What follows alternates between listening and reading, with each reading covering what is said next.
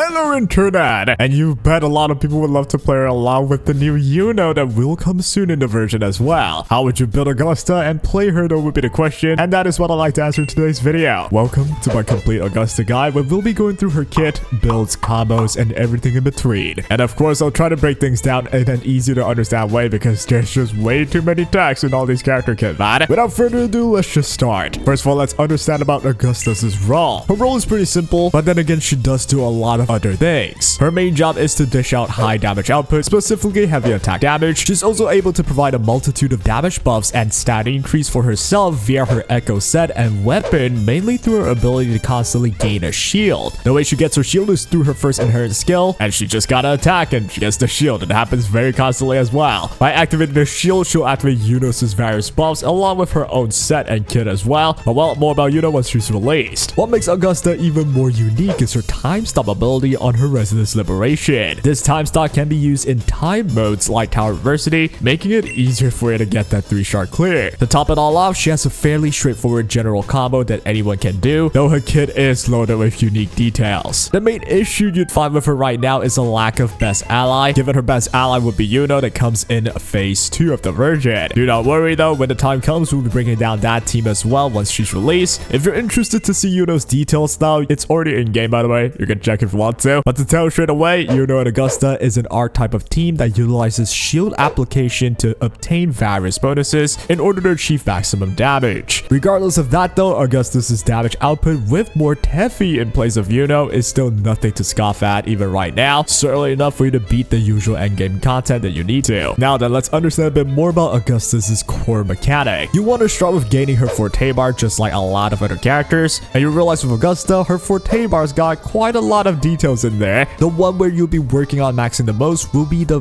middle circle forte bar here. In order to be able to max this circle, her normal attack, resonance skill, intro skill, and even her liberation can all help regenerate this specific circle, which is exactly what you want to do. Once you max the circle, your resonance skill transforms into enhanced skill. This enhanced skill can be used 3 times, and after using the third enhanced skill, you gain 1 stack of majesty, which is basically this sword shaped forte bar here. Once you obtain 2 of these bars, you will unlock your liberation again, and this time with time stop and a lot of cool animation. You gotta actually hold the liberation button for this second type of liberation, and you get to watch the badass animation with God of War Augusta just slashing everything apart. During this time, she'll do really high damage and have her time stomp be applied as well, which goes for 7 seconds. Naturally, this now means that we have to max her forte as fast as possible, and that will unlock the highest damage output for Augusta. Specifically, you want to really focus on the middle circle since that allows you to get the sword forte bars, and in order to achieve that easier, Augusta has one more unique bar right above the sword shaped one. This unique bar holds prowess, and if you max it, you can perform enhanced charge attack on Augusta. You want to be able to do that because what it does is that this enhanced charge attack will provide you with more forte energy in the middle circle. If it's too confusing, simply know that if you max this bar, you'll max your circle forte quicker, which allows you to use your enhanced skill, which maxes the rest of your forte bar, and that's how you get your highest damage time stop ultimate. The general combo for Augusta would look like this. Start with your intro skill, which maxes her prowess. It also provides 20% of your circle forte already. The max prowess allows you to use your enhanced charged attack, then the normal attack. This 2-hit will gain you 15% of your circle forte in the middle. Using her skill also gains you 10% of her circle forte, and more importantly, it also maxes her prowess. After that, you would do the same. Do the enhanced charge attack into normal attack, and these 2 hits gain 15% again on the circle forte in the middle. Top all of that off with your liberation, which provides you with a big 40% on your circle forte, and you get 100% on the dot in total. Math is awesome, baby. Since you max your circle, you now unlock your triple enhanced skill. Use them all and you gain your sword forte bar. Thanks to the second inherent skill, you can actually gain 1 stack of majesty, which, well, is basically the sword forte, pretty much for free. So yeah, you really only need to get 1 more sword forte to unlock her time stop liberation, which means it does not take too long at all to activate her up. To put them all together, this is what you want to do. Start with your intro skill, then enhanced charge attack, then normal attack, followed by a resonance skill, then enhanced charge attack, then normal attack again. Use your liberation here, and at this point, you max your ascendancy, which is the circle forte in the middle. This means you unlock your enhanced skill, so go ahead and use 3 of them in a row. By doing so, you will get your second majesty stack, basically the second sword forte bar. With that, you've unlocked your time stop liberation. Go ahead and use that. In the duration of this liberation, you have time stop applied. All you gotta do is spam normal attacks for 9 times and Augusta will slash away. The liberation will end with her animation and you get to end her damage window with using her echo, and once you do that, you're done. As you swap out to your ally, Augusta's outro skill buffs the incoming resonator with 15% damage amp, and more importantly, if that resonator casts their outro skill, Augusta will gain 1 stack of her sword forte, making it even easier to activate her time stop alt next time. Pretty neat. Obviously, there's also the Crown of Wills buff, which grants Augusta 15% electro damage bonus. Overall, it's just a lot of benefits, and yeah, I hope it's not too boring at this point, because there's a lot of intricacies with her kit. Well, I tried my best to break it down in an easier way to understand, but anyways, let's just jump into her build now. Her best echo set is obviously the new Crown of Valor set, which is a 3-piece set. This set is exactly where a lot of her stat buffs come from, where Augusta can gain up to 30% attack and 20% crit damage by continually gaining shield. It's honestly way too perfect for her. Since it's a 3-piece set, you want to pair it with a 2-piece Void Under set or 2-piece Lingering Tune set, whichever you have the better substats of. The echo cost setup will be the standard 4-3-3-1-1 setup, especially when Augusta lacks element damage bonus compared to crit stats from her kit. The best main echo will be the False Sovereign, which provides 12% electro and 12% heavy damage bonus. Again, perfect for her. Alternatively, you can consider the good old Tempest Memphis, which provides the same 12% electro and heavy damage buffs, but you have to make sure to land its claw hit though to get the buffs. And this can be a bit of a pain to hit, especially if your enemies are evading and such. In terms of main stats, the cost 4 will have the crit rate or crit damage stat, but prioritize crit rate since she does gain quite a lot of crit damage herself anyway. The cost 3 will have double electro bonus. Given the lack of elemental boost on Augusta, you actually want to avoid using attack percent main on this slot if you can. But well, if you have no choice, do try to at least have one cost 3B on electro damage bonus, and you'll be good. The cost 1 will obviously be attack percent and no other choice there. For substats priority, you want to actually prioritize energy regen / crit rate / crit damage. These will be quite important because if you're using more Tefi, you'll actually want to look to hit at least 130% energy regen on Augusta to be safe. After that, look for attack percent / heavy attack damage, then flat attack. With that out the way, let's take a look at her weapons now. Her best option is obviously your own. It's loaded with high base flat attack stats, and it provides you crit rate as the main stat too. On top of that, it also gives you more attack percent and heavy attack damage bonus. And the next part is the biggest one. Obtaining shields with Augusta will allow heavy attack damage to even ignore 7.2% of enemies' defense. That sounds like insane value, and it is, but if you look at 5-star alternatives on Augusta though, you'll see that GN's weapons serve as a close second in terms of being Augusta's best weapon. It provides very strong elemental damage bonus with really high heavy attack damage bonus, both exceedingly helpful for Augusta. The difference between this weapon and her best one is less than 10%, so I actually recommend just sticking with GN's weapon if you aren't using him anyway. Unfortunately though, the rest of her weapons have more of a significant drop off in performance compared to these two, but if you really want to consider, think of Jin C's signature weapon, Lumpa's signature, followed by the good old standard 5-star. For 4-star options, only 2 come to mind. We got the new Battle Pass weapon, Ariat Zenith, followed by the old Battle Pass weapon, Autumn Trace. But you do have to get both of these to max Steve's to be worth it though. Next off, let's take a look at her skill up priority. Obviously, start with her inherent skill, then her liberation, which is where the bulk of her damage is, so you want it maxed. After that, it will be her forte, then normal attack. The rest does not contribute nearly as much in her damage output, so it's up to you if you want to upgrade them. Moving up next, let's take a look at her teams. The best team will obviously be Augusta, Yuno, and Shorekeeper. But well, we don't have Yuno yet, so we gotta look at the next option that makes the most sense, at least for this video right now. And that team will be Augusta, Mortefi, and Shorekeeper. It's tragic because this is literally GN's team, and Augusta can't even take his weapon away. We be full Robin GN down to the ground with this. We took his weapon, now we taking his team. But yeah, Mortefi provides heavy attack damage bonus on his outro, which is what Augusta mainly dish out, so pretty straightforward pairing there. Do make sure though to have at least 130% energy regen on Augusta and Mortefi. The higher it is without dropping other stats, the smoother your rotations. Next, let's jump into the combo showcase. You want to start with Shorekeeper's standard combo, which you simply just gotta work to max her forte. You can go with a simple 4 basics, then charged attack, 4 basics again, then charged attack again, then use the echo, followed by her ult, and then her skill. Any other advanced technique you can apply to this to just get to this point faster, it does not matter too much. Then trigger Mortefi's intro skill. Use his skill, then his liberation. That will get his enhanced skill unlocked, so use that, followed by 4 basic attacks. Then you'll have your enhanced skill again, go ahead and use that one. With that, end with his echo and trigger Augusta's intro skill. You want to start with her enhanced heavy attack attack, then normal attack. After that, use your skill, then enhance heavy attack again with normal attack again. Now use your liberation. This will max her circle forte in the middle, and now you get to use your enhanced skill for 3 times in a row. That will get you your full forte bar now, and you can hold your liberation button, which will activate the time stop liberation. From here, spam basics till it ends. You'll do the most damage while the time is now stopped. After that, she'll perform her final hit, which looks sick, and now you just want to use her echo, and after that, I can swap out and restruct the whole rotation again. This will be the simplest combo, and there are certainly more advanced combos out there that you can do with this team to improve damage output and efficiency as a whole, but that will be a video for another day though. With the best team out the way, let's take a look at alternatives for now. We'll be looking at Augusta, Frolova, and Shorekeeper. This team works because Frolova also provide heavy attack damage bonus on her outro skill, which is certainly beneficial for Augusta. This team's damage output, especially against multiple enemies, is actually higher compared to Mortefi in this slide. Obviously, because Frolova's a whole damage dealer herself too that excels in especially AoE scenarios. I'd love to show you the combo, but my Frolova's not ready, so it will have to wait for another day in a combo guide perhaps. So hey, drop your boy a sub, huh? Other potential teams for Augusta can be using Yinlin instead of Mortefi, which isn't the perfect team, but hey, this team certainly does well in Wuthering Waves given Yinlin's AoE capabilities. Plus, she has decently beneficial outro skill buffs for Augusta, so it's not too shabby at least. Finally, as a matter of course, since you can use Shorekeeper, the alternative in Verena will absolutely work for any of these teams as well, and it is still a solid alternative. And that'll be all for our teams. Next up, let's take a look at the resonance chain. The most beneficial ones are the S2 and S6, but let's go through all of them anyway. The S1 is a simple 15% electro damage increase and 30% crit damage increase from her kit, plus a very handy interruption immunity with her enhanced skills. It's a solid improvement, though I'd recommend stopping at S2 if you're going for dupes at all. Speaking of which, the S2 here, in summary, increases her crit rate by 40% via her kit, and more importantly, for every 1% crit rate over 100, she gains 2% crit damage, up to a maximum of 100. This means you'll be hitting insane crit damage stats whilst maxing out your crit rate, providing her a very massive damage output increase. A very valuable resonance chain for her indeed. Her S3 boosts her enhanced skills damage by 25%, which really isn't too crazy since she does not mainly rely on that for damage. As for S4 though, it's a pretty classical team-wide buff. For this one, it's a 20% attack buff for all allies, which is great for the team for sure, but not as crazy for her own damage output obviously, since it's a buffing resonance chain. The S5 is a 50% shield increase from her inherent skill. This does not provide damage boosts, you just have bigger shields, which is not too important. If you're getting this chain, you're going for the S6, and the S6 here is an immense increase. She can gain a maximum of 4 stacks of Crown of Wills, which gets you more crit damage basically. The crit rate conversion to crit damage from S2 is now increased even further. Plus, her enhanced heavy attack now triggers a follow-up attack as well, which is very handy. Overall, her damage output is increased considerably, especially from just all the stat bonuses. You'll start cleaving down every mode for fun at this point. And with all that said, that is the end for my complete Augusta guide. And let's sign off with the conclusion. Overall, I think Augusta is simply just a strong damage dealer, with her true potential only being unlocked the moment Yuno gets released and available to be pulled. I would actually count Augusta and Yuno as a new archetype where you are utilizing shield application as a way of buffing your team. And yeah, I would say it's a pretty unique idea, though if you boil it down, you're basically still just buff stacking all your damage dealers and then doing the most damage, right? So it's not really like a magical new archetype, at least compared to stuff like Wind Erosion and all the debuff based archetypes. Pulling Augusta and just using her will already work in any endgame, but pulling Augusta with Yuno and you get yourself a team that can compete with even the top tier teams. Will they be overtaking them though? I'm not certain. Will they be overtaking even the best teams like the Cartetia team though? It's up to testing still, but I doubt that'd be the case. But the combo with Augusta and Yuno is most certainly a very explosive duo, and you can expect a lot of damage output from them. So yep, final verdict, I think Augusta is most certainly worth pulling if you are trying to pull Yuno. Like, that is just a top tier team right there. If you're just pulling Augusta and then sticking to Mortefi though, while it certainly works, I would just also stick with Jian as well, because they'll probably also just work if you are just trying to beat endgame modes. But of course, let us all remember, if you really love Augusta though and you want to play Augusta somehow without Yuno, you're free to do so and just pull for Augusta. Maybe for some reason you just hate Yuno's guts, huh, and you don't want her, but that certainly don't make sense. So I think for most of us, it's pull Augusta plus Yuno or just skip entirely, which both certainly still work out as long as you have enough teams to beat any endgames. And that'll be my take and my conclusion. Very fun character, and and obviously she looks gorgeous as well. Let me know if you're pulling for Augusta and Uno, and let me know what your thoughts are with her, if you're enjoying her playstyle or not. And that'll be all. Take care.